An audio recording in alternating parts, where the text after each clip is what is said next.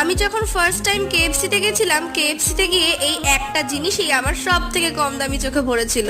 সেটা হচ্ছে French fry. French fry যে আলু দিয়ে তৈরি হয় সেটা আমি জানতাম, কিন্তু কিরকম খেতে সেটাই জানতাম না।